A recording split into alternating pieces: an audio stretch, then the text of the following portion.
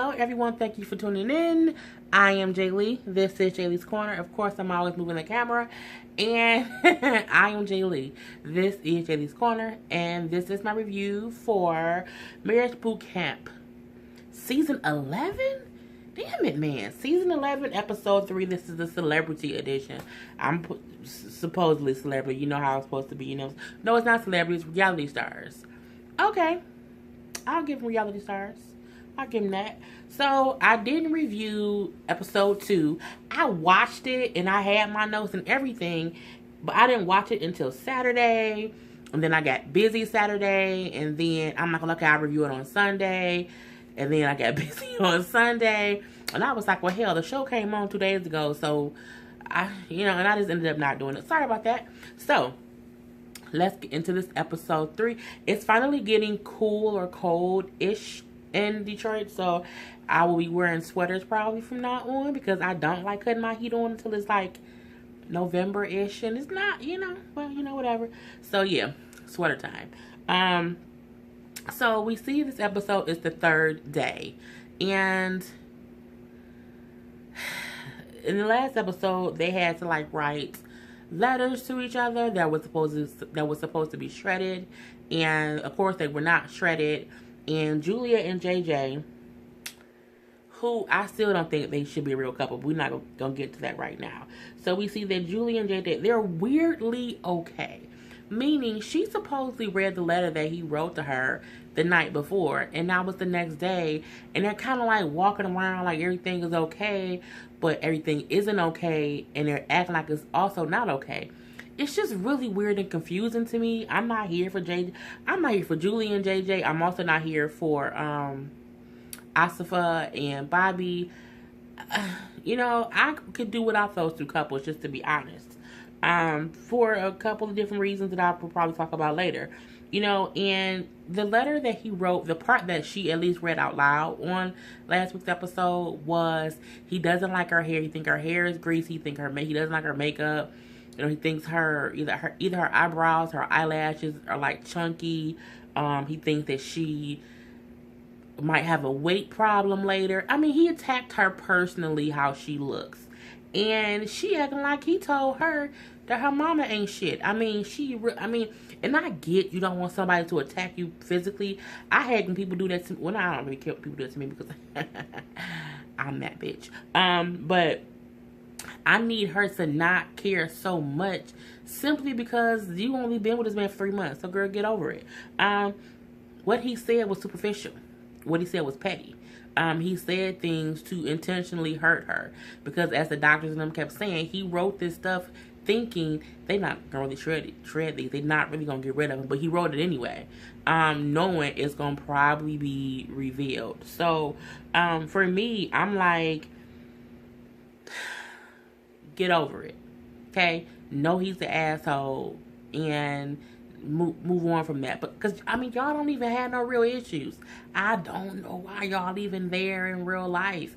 It's just stupid to me. JJ is a douchebag, and it seems as if Julia just wants a boyfriend, so she's willing to accept whatever he's dishing to her. And he trying to get out of the dang on relationship. So he's like, let me toss every grenade I have at her. I think you fat. I think you ugly. Your hair is dirty. I hate your eyebrows. I hate your eyelashes. And she like, that was just so hurtful to say to me, to attack me personally. But he not even really your boyfriend. What y'all in is really a theory right now. You know what I'm saying? Y'all are in a theoretical relationship. The first 3 months, yeah, let me just do it right now. I feel like Julie and JJ should not be on this show because you have been in a relationship for 3 months. Why are you at marriage boot camp? Why? At 3 months, you're not even a real fucking relationship. At 3 months, it's literally just a theory. It's a theoretical situationship. You're not in a real relationship. You don't know things about each other. It's pointless. So then my thing is, you up here getting mad about what he said. That man don't even really know you. He doesn't. Because you can't get to know someone in 3 months, especially via reality television. You cannot be on a reality television show and be like, oh my God, I really think I found the one. No, that rarely works. It's rarely real. I'm not saying that it never happens, but it's rare that it does happen. And when it does happen, y'all don't end up in marriage boot camp 3 months later. That's not what happens. So that's why I'm like, I don't see why they are on this show when they are really, in my opinion, not even in a real relationship. They live in two different places, okay? He still is caught up on his ex-wife. Y'all are in a theoretical situationship that y'all probably just want to have sex with each other, and that's it. But I'm not crying over spilled milk of a milkman who brought me my milk 3 months ago. Bruh, I don't even care. So, Julia, girl, move on. JJ, we clearly see that you don't want to be with her. You don't want to be in a relationship. And you're trying to sabotage it. Period. That's all. So I can't take them serious on this show. Because I'm like, y'all, it's a fake relationship. And I don't mean fake as if they're faking it just for the cameras. I mean fake as in it's been 3 months. It's theoretical. Anyone you talk to for 3 months, 6 months or less. 6 months or less is a theory. It's a possible relationship. It's a possible forevership. It's a possible everything. It's a theoretical something. It's like science. It could happen. Okay? It's like a fucking rainbow. It could be gold at the end of it. But you don't know it yet because you're not there yet. Okay? That's my take on JJ and Julia. Anyway, besides them, we see Kale and Hop. That was a lot to go through. But that's just what I've been feeling. You see Kale and Javi in their room, and they are still arguing over what is considered cheating. Kaylin, listen to me, girl. If you have sex with someone besides your husband, it's cheating. Point blank, period. You can't keep saying, well, I filed for divorce. It's cheating, okay? You want to know why I was cheating? Because he ain't know.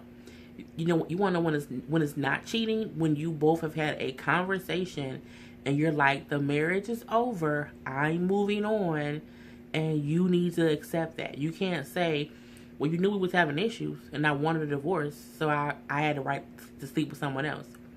No, you don't. Yeah, that's it. Peter and Amina. Peter is saying, how Amina should take a bit of the blame for their threesome situation, relationship, marriageship, or whatever. Mainly because when he met her and when they got married, she knew about Amina. That she knew about Tara. He also said that's why he feels like a part of him feels like it's okay what he's doing, because when it started, it was okay. So you can't make it be okay in the beginning and then in the middle you want it to be something different. And he like, plus she stayed around for this whole time. Now, I personally feel like Peter Guns is a piece of shit. Okay, that's my personal opinion. However, Amina, Peter is absolutely 100% correct. When you started dating that man, even though he was wrong for what he did, you were aware that he was living with his baby's mother, who he had been with for 10 years. You were aware of this. You still held a relationship with this man. As you did. You did. So you do bear a piece of that blame. So we'll get to that later. Then the house is all talking about how, they're trying to figure out if Julia knew what the letter said from JJ and all this stuff. And she's like, well, there's no point in repeating it. Because it's stupid. Because I think if you would... So I think that the house feels like he must say he hated her in real life. He must have told her that, if she died, he wouldn't care. I'm thinking that's what they think it is. Because they like, don't accept that from him. Read that letter, girl. Whatever. So, the next we have the old little exercise they do every episode. But is it me? When the doctor be talking, it's a female doctor who I don't know what her name is. But when she talks, she reminds me of the news people who what is the TV show? Like Dateline NBC. When they talking about how somebody got killed, that's how she talked to me. Like she's narrating a death scene. That's how she sounds to me. It might just be me. But, the exercise they're going to do is they are going to basically throw balls at each other. They're playing a ball game, okay? Ball. Where, there are labels on these balls, whether it's, liar, cheater, infidelity, insecurity, money issues, that kind of stuff. And they're throwing the balls back and forth at each other because they're blaming each other for things. So this is a way for them to have to physically throw the blame game. to see how heavy it is, to see how much, how much energy it takes to keep throwing something back and forth. So first it's Asafa and Bobby. I don't really care about them because she was tossing the no, Bob. Wait, who was it? They tossed the communication ball, insecurities, and I think one more. They had like 5 balls. I really didn't care. I don't care about. They have not caught my attention much. I will talk about them a little bit in a minute for something else that happened later. But for the most part, they're boring. They're boring, and their issues seem trivial to me. And I feel like if you've been arguing, but you know what I think? I think that's what the show is for at the same time. I think the show is supposed to be for people who have been in a relationship for a while. And they've been together for like 7 years. But I also feel like they're arguing over bullshit. So, I guess I can't want people on the show who are in a real relationship and have issues, but then also not. I don't know. JJ and Julia's story and Asafa and Bobby's story just doesn't resonate with me. I don't know if I think they're fake-ish or what. So, but yeah, communication issues, insecurity issues, where she's like, you don't communicate the right way, and then she was also saying you make me insecure because you met at the gym flirting with women. I'm gonna get into that later because it also pissed me off. So they had JJ and Julia throwing a ball back and forth. He had the perfectionist. He wrote perfection on a ball, for her, and he like, I feel like you're a perfectionist. I feel like sometimes you're like a Stepford wife, and like you want things to be oh so perfect, and I feel like I can't live up to that. And, she's like, well, I'm not a perfectionist. I have insecurities. And that's why the letter you wrote, attacking me physically is what, got to me. And I'm like, well, okay, I get that. The doctor lady, the female doctor, because I don't know what her name is. She's like, you know what? You should get a ball, Julia, and you should write bullshit on it and throw it at him. And I'm like, well, okay, doctor lady. You know what I'm saying? Throw some bullshit at him. And, they then have him admit he really wanted to pick up a ball that said insecure because she is insecure. So he finally picked up the ball and he finally tosses it at her. And, that's when she does admit that she read the letter and that how, she didn't like and how he wrote about how he didn't like her physically.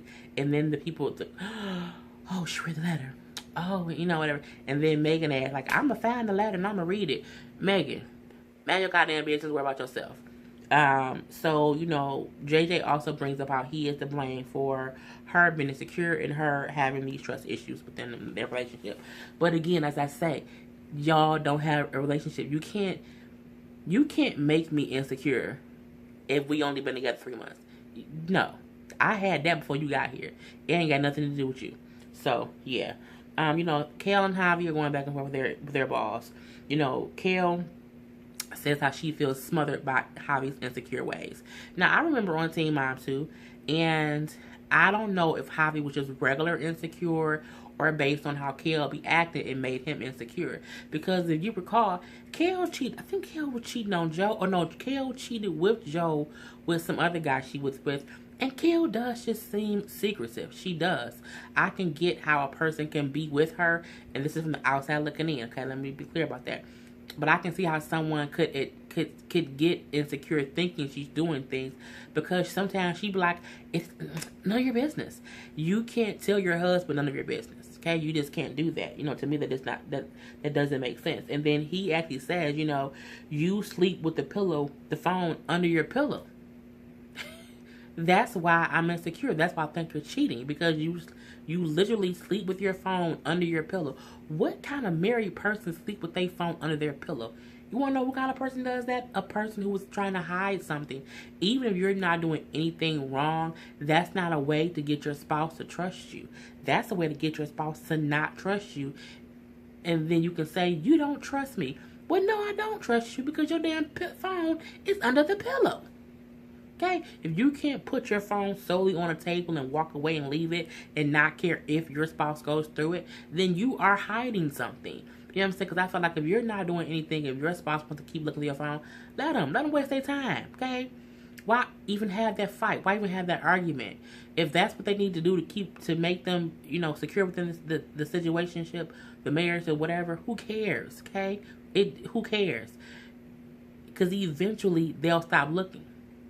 But if you keep hiding it as if there's something to hide, that is what causes more issues.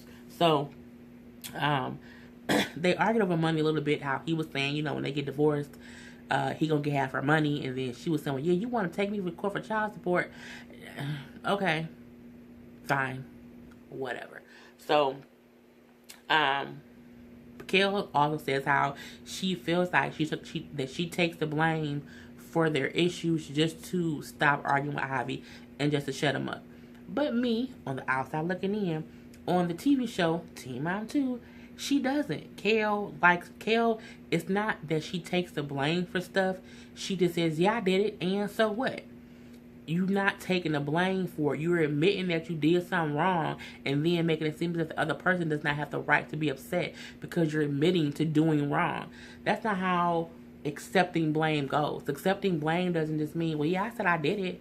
So, but no, you keep doing stupid stuff. And they aggravate me too. Megan and DeAndre, I whatever. I think Megan's a bitch completely. I think she is money hungry, and I think she just wants a man who has more money. I think DeAndre needs to grow up a pair of balls and to stand up to her. I think it's that simple. He picks up the disrespect ball, and it says how she does not respect him and his decisions. And, he's living his life for himself, not for her. And how also she can't tell him that he doesn't make enough money for her. Because as he said, his own words, I make enough money for me. I completely agree with that. You know what I'm saying? But it seems like he had to get riled up to come to his own defense. And, she was saying how he doesn't listen to her. Well, I wouldn't say men don't listen to him, but whatever. But it's a difference between you saying your man don't listen to you and you consistently saying stuff and talking and talking and talking and talking and talking as if everything you say is right. And you feel like because he's not agreeing with your ways of doing things or agreeing with your way of being, that he ain't listening. He might just don't want to hear that bullshit at that point in time, okay? You know what I'm saying? That's what it could be. So, that was basically them. Who cares? Mina and Peter. Okay, now look. Of course, she threw the infidelity ball at him. That's that's clear cut, and we knew that was going to happen. And he accepts that, he is at fault. He is to blame for the infidelity part of it. He even picks up a ball and he writes something on the ball, okay? Because he didn't see this up on the shelf of balls. He wrote, "My ex." You gonna throw a goddamn "my ex" ball at me, Peter? So he's tossing the ball at her, and he like, look, you knew who she was in the beginning. You knew she did not know we were getting married. You also knew after we was going to get married that I was going to still go home to her. So, you know what I'm saying? For that reason, you need to admit that we were both wrong in this situation, but we both knew what was happening. I'm like, damn, he right. He's wrong as well. But damn, he right. Because that's true. Amina always said in the beginning that, it's my scarf. I'm like, what is this? It's my scarf. I don't think she got a bug back there. No, it's a hair scarf. But he was saying, Amina was saying on Love and Hip Hop when it first came on, Peter, I knew he had a girlfriend, or I knew he had a big mama, but nothing was going on with him. But in hindsight, Amina, you knew about her. You knew he was living there with her. And my thing is, even if a man says, I'm living with someone and ain't nothing up, if I can't meet you, if I'm a secret and the person you living with don't know me and you are on any kind of a romantic level, something ain't right about that. And then not only that, to be like, y'all got married and she didn't know. Well, why don't she know? Why wasn't the kids invited to the wedding? Okay, something must be up, but I'm going to go along with it anyway. We're going to go ahead and do this because I know something going on over there. And then when he said, and you also knew that after me you got married, that I was going to go home to Tara. Okay, right there, that's where it becomes Amina's fault.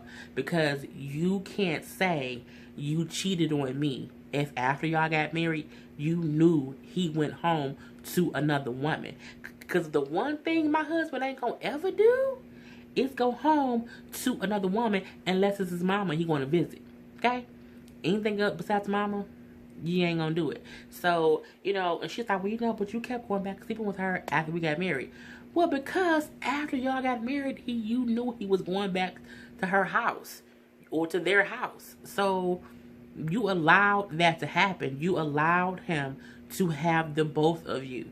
You allowed that to happen. So it doesn't mean that you're fully at fault, that you're 100% at fault, but you are partially to blame for the situation. The only person who at first wasn't to blame was Tara, because Tara didn't know about Amina.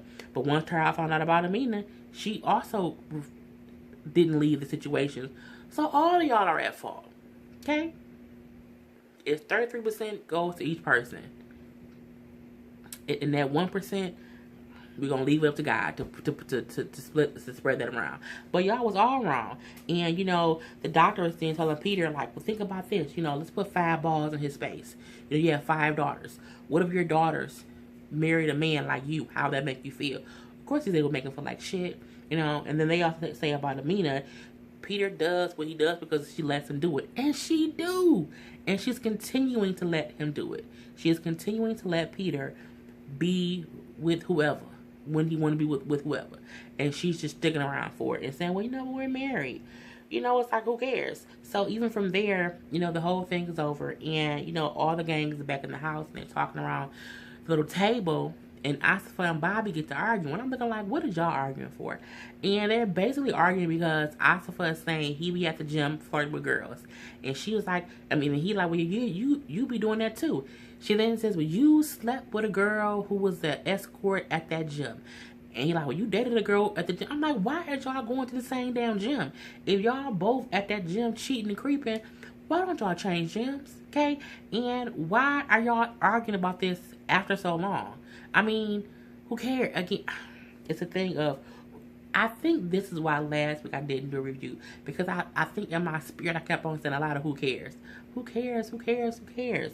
But I'm still like, because then I said, I know a girl for a fact who came to, she told me verbatim that Bobby came up to her, talking to her in the gym, and she had to take her headphones off. Okay? And what else?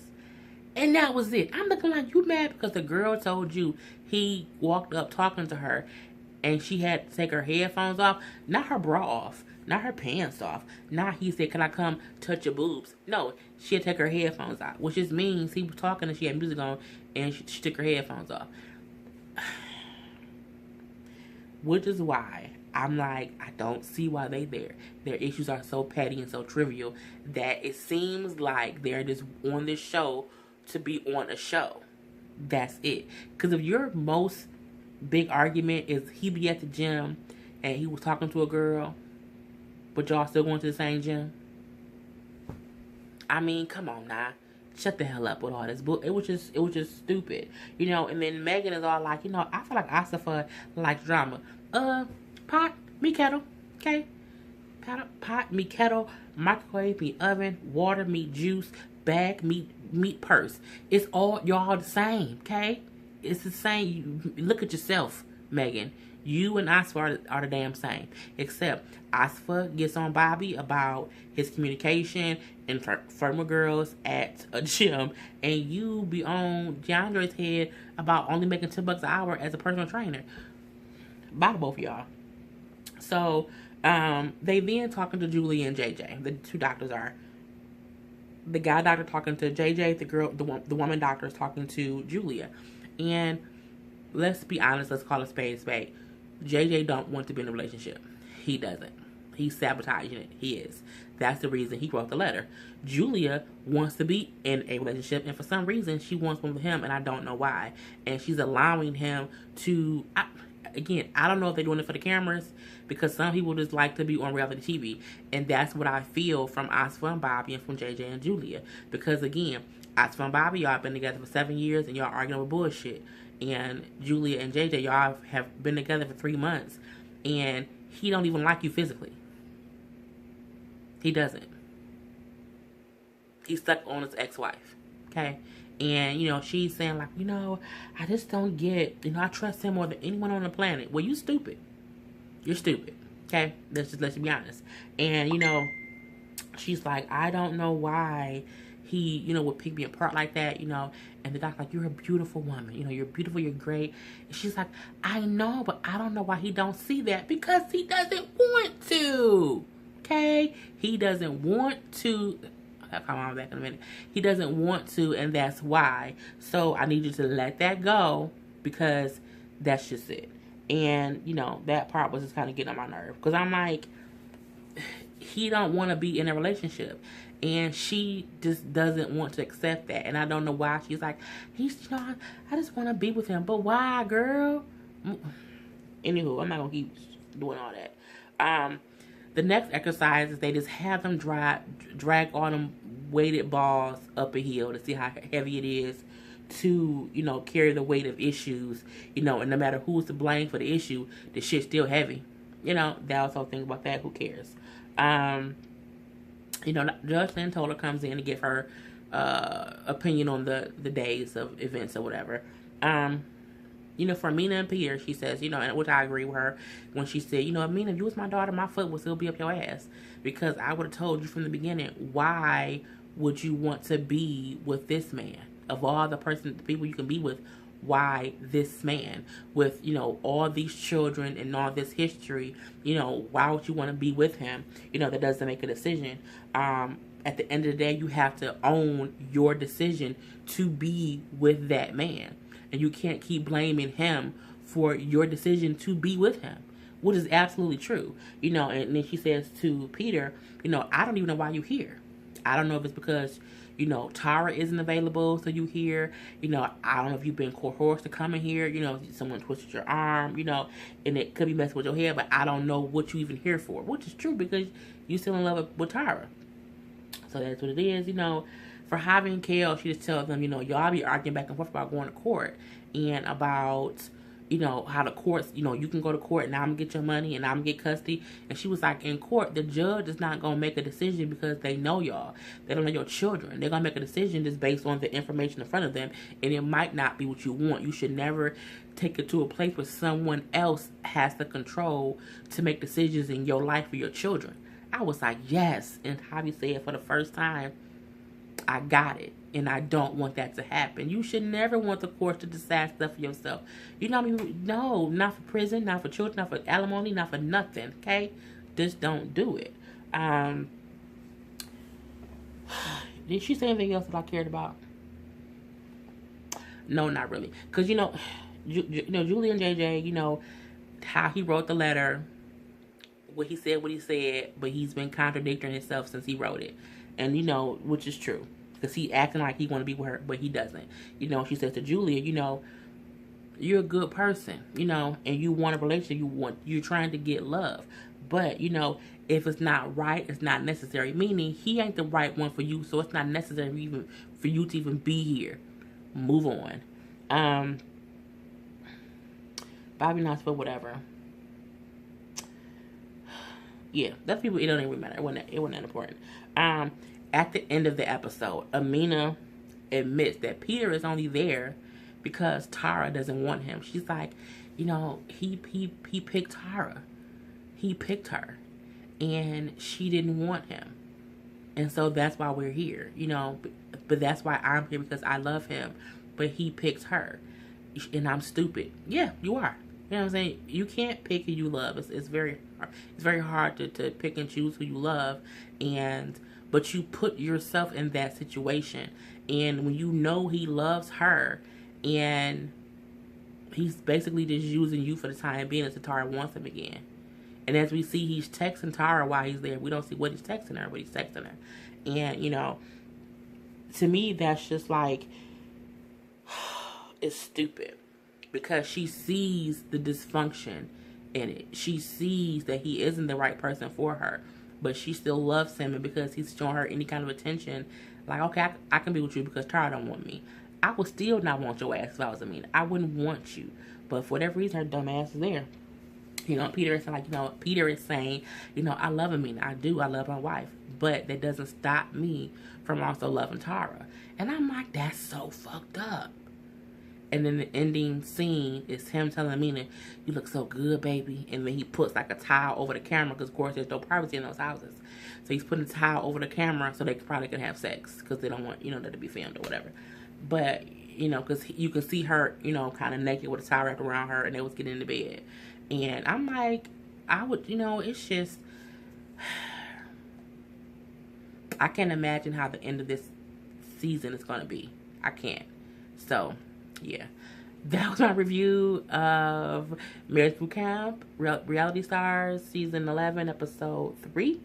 I will be doing it next week. Let's hope next week they all don't get on my nerve. And that it gets a little bit better. Or just something better happens. Because right now, for me, it's boring.